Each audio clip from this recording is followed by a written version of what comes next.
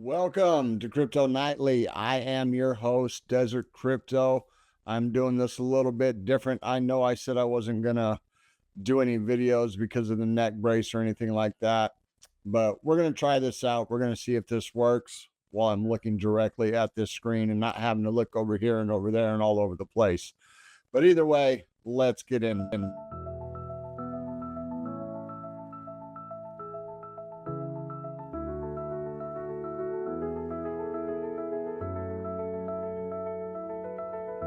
All right, as you can see, Bitcoin had a pretty good retracement. We're down about 2.14% on the day. I mean, it was inevitable. We got the RSI overbought. We have the Stokes overbought. We have this big old gap in the 21 right here, and it just needs to come down and retest. I'm expecting a retest of about 118. Maybe might not make it all the way down there, but this is a good range right here between 119, say 119.5 and 118. Let this 21 come back up before we start the next leg of the journey. And because of this, it seems like the overall market has just been devastated. We got 625 million in liquidations over the past 24 hours, split evenly. Bitcoin and Ethereum are split a little bit evenly, 159 and 153, with the rest of the market making up for the rest of the liquidations. Most of those are longs. I mean, especially during this time of the year, this time of the cycle, everybody has a long bias, right? Let's take a look at the fear and greed index real quick. So we got the fear and greed coming in at 69. Not too bad. If we look down here, it has came up dramatically since back here. Let's shrink that up a little bit real quick. There we go. So since, what is this, since September 25th, so the past couple of weeks, the fear and greed has shot up, and now we are sitting at 69. But how is this affecting the overall market? Get the freshest data here real quick. You can see the entire market cap is at 4.279 trillion, down 2.5% on the 24-hour. With Bitcoin coming in at 122,042, down 2.7%. Ethereum at 4504, down 4.6. BNB at 1306, up 6.8. The only positive mover on the 24-hour. We got XRP at 287, down 5.2. Solana at 223, down 5.3. And then we have Doge at 2509, down 6.7. Tron down 2.4 at 3380. And Cardano still trying to get back into the top 10 at 8318, down 5.5. Looking at the biggest gainers on the day, it's going to be BNB. And then Meme Core, Monero, and a bunch of just little 1%ers. But let's look at the biggest losers. Zcash down 17.7. It was a loser yesterday also. It is down 17.7 again today. Provenance Blockchain, also a loser yesterday, is down 10.4. Double Zero, never heard of it. Hasn't even been out 7 days, it looks like, already in the top 100. Got to be a little skeptical of that. And we got Avalanche down 8.8, Hype down 8.7, Stake Type down 8.5, obviously, and so on. But it is not all bearish news, okay? Let's go ahead and take a look at this. We come up here to this Cointelegraph article. Retail investors are becoming active again on Binance, according to CryptoQuant. And you can see starting back here at around the end of September, so just last week, we have a major spike, and then in the average retail of Bitcoin 30 days. So it's a Bitcoin inflows 30-day moving average, right? So this is retail buying, so 30 days or newer, I should say. And that means retail's buying, right? And then the Bitcoin price, obviously, it's confluent with the Bitcoin price, right? So still some good news. I don't think this bull run is over by any means.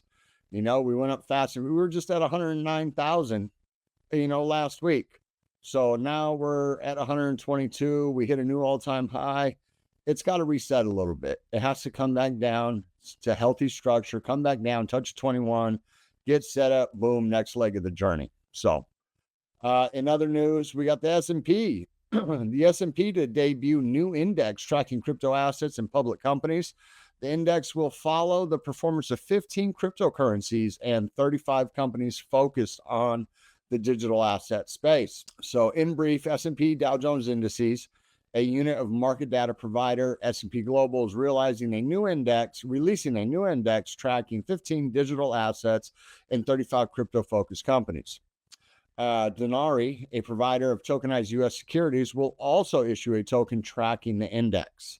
So crypto-related equities have soared this year amid a market surge. And when we come down here, so the S&P Digital Market 50 Index will track 35 companies involved in the crypto space, including infrastructure providers, financial services, blockchain applications, and also 15 cryptocurrencies selected from the S&P Cryptocurrency Broad Digital Market Index, an index that tracks over 300 digital coins and tokens. Cryptocurrencies and the broader digital asset industry have moved from the margins into a more established role in global markets. S&P Dow Jones Indices Chief Product and Operations Officer Cameron Drinkwater said, adding that the new index suite offers market participants consistent, rules-based tools to evaluate and gain exposure. For the first time, investors can access both U.S. equities and digital assets in a single transparent product.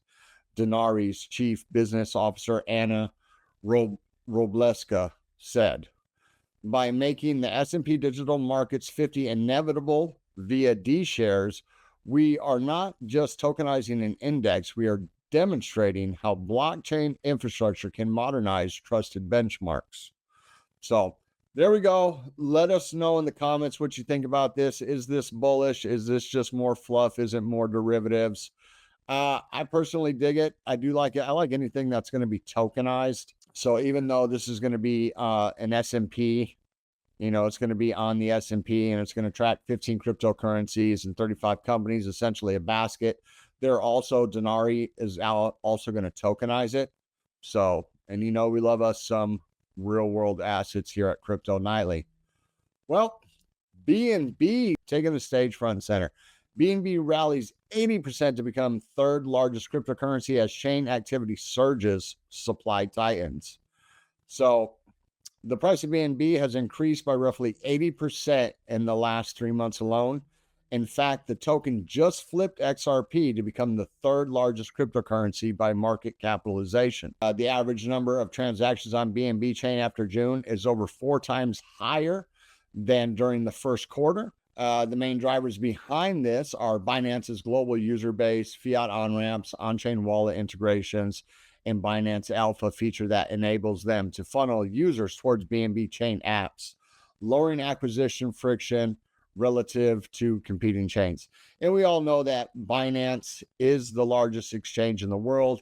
It's pretty much available almost everywhere in the world, just not the United States. I think it's even available again in the UK, but most of the world uses Binance. We're just not allowed to use it.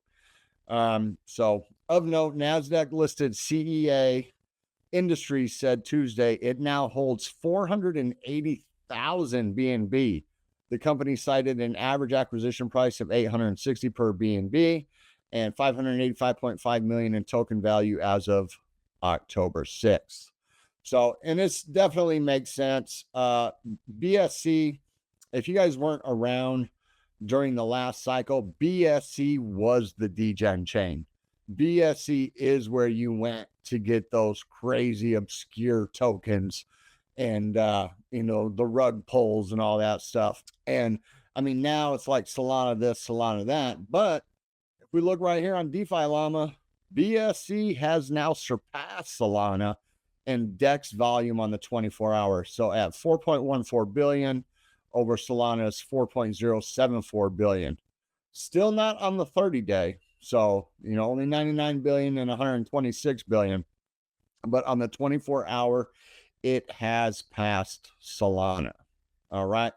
So into the last story, Cathie Wood quietly bets on new emerging trend. So the ARK Venture Fund held 3.25% of its assets in the prominent tokenization firm as of September 30th. Okay. And this tokenization firm is Securitize. All right. Securitize is the fund's 8th largest investment, given that the fund has 325.3 million in net assets under management. It is estimated that ARK Invest has invested approximately 10 million in Securitize. Securitize is the world's leading platform for real-world asset tokenization with more than 4 billion in tokenized securities. So, Cathie Wood is definitely no stranger to the market, beloved by a lot of people, and she is jumping in the tokenization market. So, and according to Securitize, tokenization has reached an inflection point with some of the largest asset managers and issuers in the world now bringing funds and equities on chain, said Securitize co-founder and CEO Carlos Domingo. And this is definitely true. Tokenization, real world assets, it's like a $16 trillion market, right? So it's just going to keep getting bigger and bigger and bigger. We're going to see these grow. We're going to see, you got BlackRock. I highlighted Plume last night. I picked up some Epic chain earlier today. Not mine. I didn't find it. I found it on AJ's channel, went and did a little bit of research, looked good for me, so I picked some up. Plume we seen last night. So, RWA, in my opinion, RWA, AI, those are going to be your main narratives going forward. People love tokenizing stuff, and people don't want to miss this AI bubble. So that's where I'm putting a lot of my money in. You do you do what you decide to put your money in. But until then, have a good night. See you tomorrow. Oh, hit that like, subscribe, share this with a friend, all that good stuff. You guys know what to do.